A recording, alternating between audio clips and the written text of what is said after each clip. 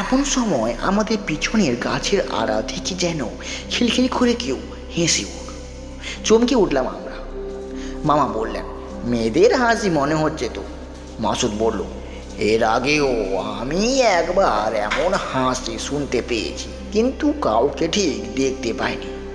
ভালো মতো চারিদিকে খোঁজ করলাম, কিন্তু কোথাও কোনো হাসির শব্দ এলো তা ঠিক ধরতে পারলাম না। ভাবলাম হয়তো আশেপাশে কেউ ঘোরাফেরা করছে। যাকে সে নিয়ে আমরা তেমন একটা মাথা ঘামাইনি। কি খিচুড়িটা খেয়ে মাসুদকে বললাম, তুই গাছে উঠে কয়েকটা ডাল কেটে নিয়ে আয় তো, একটা তাঁবু তৈরি করি, রাতে তো থাকতে হবে আমাদের। আর তুই সন্ধ্যার আগে পাখিগুলো নিয়ে বাড়িতে চলে যাবে। আর শোন, বাড়িতে বলবি আমরা আগামীকাল বাড়ি ফিরবো বলে। সন্ধ্যার অন্ধকার পুরোপুরি নেমে গেছে। পাখিরা কাছে কাছে আশ্রয় নিয়েছে। পাখিদের কিচিরমিচির শব্দে হ্রদ এলাকা মুখরিত হয়ে উঠল। একসময় পাখিদের ভিতর নীরবতাও নেমে এলো। মামাকে একবার আমি ভয়ের কথাটা জানালাম। হেসে উড়িয়ে দিয়ে মামা বললেন, চুরি ডাকাতি হওয়ার মতো তেমন কিছু আমাদের সাথে নেই, ভয় পাওয়ার কোনো কারণও আমি দেখছি না। আরে না না মামা, তা নয়, আমি ভাবছি অন্য কথা। কি, তা ভূতের কথা বলছিস? না না, তা ভূতের ভয় পাবো কেন? নির্জন পরিবেশে একা একাই এমনি ভয় লাগছে। মনে মনে ভাবলাম, মাসুদকে বাড়ি পাঠানো আর ঠিক হয়নি। তিনজন থাকলে ভয়টা একটু কমই লাগতো। আর এদিকে ঘুটঘুটে অন্ধকার। বিকেলবেলায় খড় লতা পাতা কুড়িয়েও রেখেছি, তাই জেলে দিলাম। আলো এবং উত্তাপ দুটো ভালোই লাগছে। অবশ্য সাথে মোমো আছে, প্রয়োজন পড়লে ওটাও জ্বালাবো। অন্ধকার গভীর হতেই আমরা শিকার করতে বেরিয়ে পড়লাম। সাথে নিলাম টর্চ, বন্দুক, ছুরি। শীতের রাত, কুয়াশা পড়ছে টুপটাপ করে। অন্ধকার এবং ঠান্ডায় গাছে গাছে পাখিরা জড়সড় হয়ে বসে আছে। টর্চ মেরে পাখিদের করুণ অবস্থা আমি দেখেছি। শত শত পাখি ডালে বসে ঝিমোচ্ছে। পাখিদের অসহায় অবস্থা দেখে আমার মনে বড় মায়া লেগে গেল। পুরো পাখি শিকারের নেশায় আমি পাগল হয়ে উঠলাম। মামা পাখি ও বন্দুকের নিশানা এক করে টর্চ ধরলেন, আর আমি টিকারে চাপ দিয়ে অনেকগুলো পাখিও শিকার করলাম। অল্প সময়ের মধ্যে 6টি পানকৌটি, 3টি অন্যান্য পাখি শিকার করে ফেললাম। শিকারের নেশায় সে মুহূর্তে দুনিয়া সব কিছু আমি ভুলে গেলাম। হাঁটতে হাঁটতে অনেক দূর পর্যন্ত চলে এলাম আমরা। সামনে বড় একটা দেবদারু গাছ দেখি মামা থমকে গেলেন। বললেন, এটা বড় ঝাঁকড়া গাছ, দেখ তো এখানে অনেক পাখিও থাকতে পারে। মামার লোভনীয় প্রস্তাব শুনে বললাম, হ্যাঁ ঠিক আছে, দেখি টর্চটা মারো তো মামা। 5 ব্যাটারির টর্চ বোতাম টিপলেই অনেক দূর পর্যন্ত আলো ছড়ায়। আলোর বন্যায় গাছের পাতা সেরা উপসেরাগুলো নজরে পড়ছে আমাদের চোখে। অনেকগুলো পাখি ডালে বসে ঝিমোচ্ছে। আলো ঘুরিয়ে ফিরিয়ে প্রত্যেক ডালে আমি দেখেছি। হঠাৎ সাদা ও লম্বা কি যেন একটা দেখলাম মগ ডালে। এত বড় পাখি তো আর হয় না। ভালো করে তাকালাম, দুজন। যা দেখলাম তাতে আমাদের পিলে ঘর চমকে উঠল। দুজন দুজনকে জড়িয়ে ধরে চিৎকার করে উঠলাম। অবশ্য যা দেখলাম তাতে চিৎকার না করে আর থাকতে পারলাম না। দুর্বল হৃদয়ের কেউ হলে হয়তো এতক্ষণে জ্ঞান হারাতো।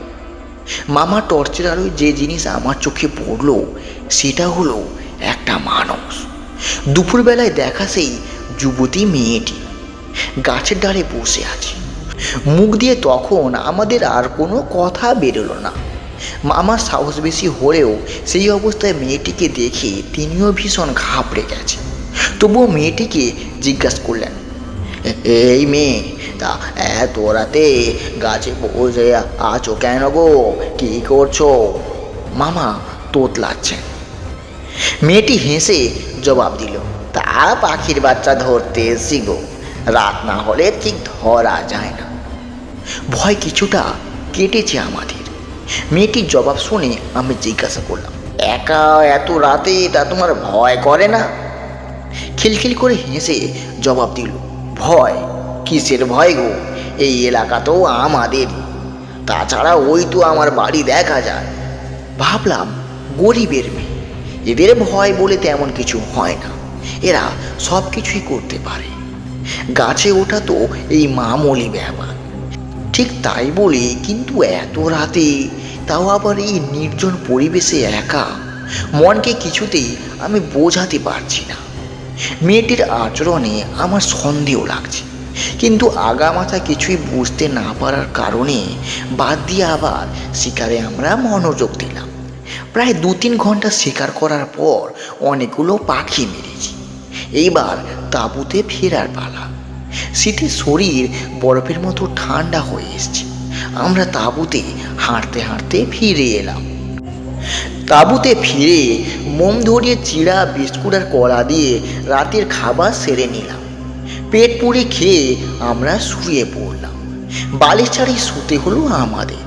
প্রচণ্ড ঠান্ডা, কোট দিয়ে শুয়ে পড়লাম। কিছুতেই আমার আর ঘুম আর ঠিক আসছে না। বাইরে খুব শিশির পড়ছে। প্লাস্টিকের ওপর শিশির পড়ার শব্দ শুনে মনে হচ্ছে যেন বৃষ্টি হচ্ছে। ঘন্টা 2 পর মামা চিৎকার করে উঠলেন পেট ব্যথা বলে। আমি কিছুক্ষণ পেটে মালিশ করে দিলাম, কিছুতেই কোনো কমছে না। অল্পক্ষণ পর মামা বমি করে দিলেন। তার মিনিট 10 পর শুরু হলো ডায়রিয়া। মামার অবস্থা ক্রমশ খারাপ হতে লাগলো। কী করবো আর সেই সময় আমি ভেবে পাচ্ছি না। স্যালাইন খাওয়ানো একান্ত প্রয়োজন। আমাদের সাথে লবণ আছে, কিন্তু গুড় পাই কোথায়?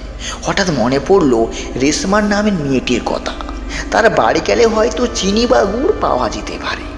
সমস্যা হলো মামাকে একা রেখেই বা এই গভীর জঙ্গলে কিভাবে যাই? কেন যে মাসুদকে পাঠিয়ে দিলাম?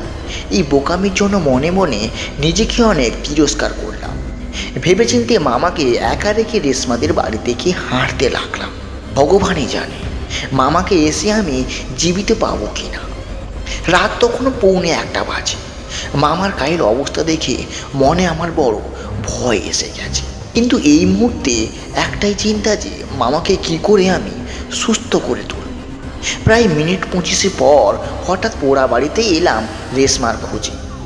বিশাল বাড়ি, দালানের ওপর সিমেন্টের প্রলেপ একটুও নেই। সব খসে পড়ে ইটগুলো বের হয়ে আছে। পুরনো আমলের বাড়ি, দুর্গের মতো মনে হচ্ছে। নির্জন পরিবেশ, একটু একটু ভয়ও লাগছে এখন আমার। বাড়িতে অনেকগুলো কামরা।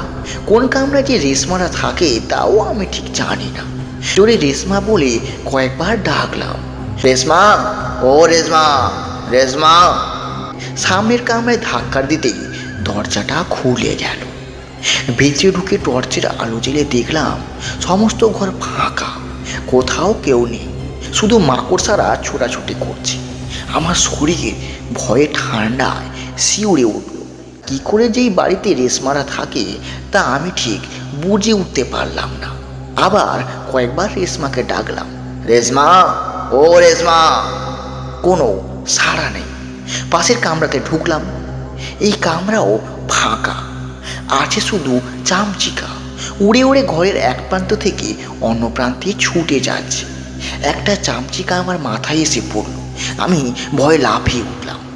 এই মুহূর্তে আমার ভীষণ ভয়ও লাগছে। পরপর কয়েকটি কামরায় প্রবেশ করেই একই অবস্থা আমার নজরে পড়ল। অজানা আশঙ্কায় প্রচণ্ড শীতের মধ্যে আমার জুলফি দিয়ে ঘাম ঝরতে লাগলো। শুধু মনে মনে ভাবছি, এই বুঝি কিছু একটা হয়ে গেল আমার। রেশমাকে তো আমি ডাকতে পারছি না, যেন বাকশক্তি আমি হারিয়ে ফেলেছি। নীরব নিস্তব্ধ পেটপুরি মনে হচ্ছে এই বাড়ি ডাকে। খসখস আওয়াজ এলো পাশের একটা কামরা থেকে। এগিয়ে গেলাম সেদিকে। বাইরে থেকে শিকড় লাগানো। এখানে ভাঙা জানলা আছে একটি। এগিয়ে গেলাম জানলা দিকে। জানলার ফাঁক দিয়ে টর্চে আলো ফেললাম। দেখলাম ভিতরে পুরনো ভাঙা খাটের উপর কি যেন একজন কাঁথা মুড়ি দিয়ে শুয়ে আছে। এতক্ষণে ধরে প্রাণ ফিরে এলো।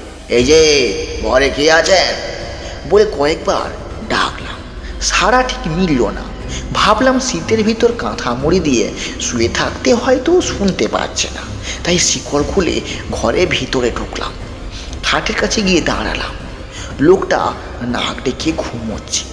মৃদুস্বরে 3বার ডাকলাম, ভাবছি হঠাৎ হয়তো ভয় পেয়ে চোর ভেবে আবার চিৎকার না দেয়। মামার অবস্থা ভেবে সব ভুলে আবার আমি তাকে ডাকলাম, কিন্তু কোনো সাড়া না দিয়ে লোকটা পাশ ফিরে আবার শোলো।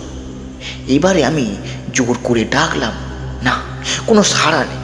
হাত বাড়িয়ে আমি তার মুখের ওপর থেকে কাঁথাটি সরিয়ে ফেললাম। এ কি দেখছি আমি? এ তো মানুষের একটা কঙ্কাল। মানুষই বা গেল কোথায়? এই তো অল্পক্ষণ হলো একটা নাক ডাকার শব্দ আমি পেলাম। তাছাড়া নিজে চোখে দেখলাম পাশ ফিরে শুতে, অথচ এখন দেখছি একটা কঙ্কাল। ভয়ে আমি জ্ঞান হারিয়ে ফেলবো মনে হচ্ছে। কয়েক ফোঁটা ঘাম জুলফি বেয়ে মাটিতে পড়ল, পা কাঁপছে। আমি আর দাঁড়িয়ে থাকতে পারছি না। আর এক মুহূর্ত দেরি করলে হয়তো এই ঘর থেকে আমি আর বেরোতে পারবো না। এইভাবে আমি দৌড়তে লাগলাম। এক দৌড়ে দেবদারু গাছটার কাছে চলে এলাম, যে গাছটায় সন্ধ্যাকে আমি রেশমাকে বসে থাকতে দেখেছি।